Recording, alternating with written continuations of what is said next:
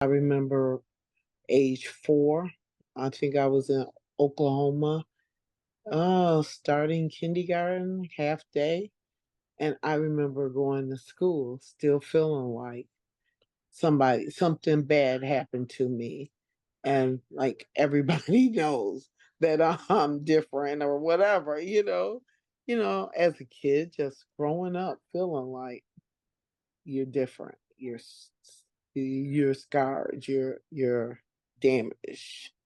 I remember just being terrified, like, just and those feelings of being frozen and, like, I guess, pretty traumatic, just and and it was sexually because I remember, like, for the longest, like, not being able to fully enjoy sex. I would get frozen.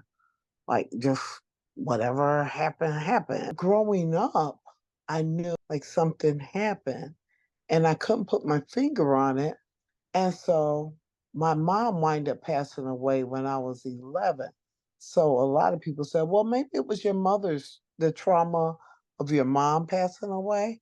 And I kept saying, no, because I remember feeling this way before she passed away. So I knew some other trauma must have taken place. I just couldn't put my finger on it until my sister said what she said. I had to be in my 30s when she finally told me. And she said, our oldest brother, she said, abused you, sexually abused you when you was a kid, and that's why he got kicked out the house. I remember him growing up from the time he was 12 and he was put in a boys' home.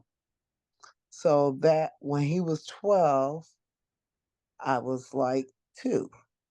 So I just knew that something had happened to me because growing up, I knew like I always felt different. I knew that God protected me of that news until I was ready to hear it. So when she told me, I was just like, thank you, God, for telling me. And so um, I was so excited and so happy to finally have that confirmation.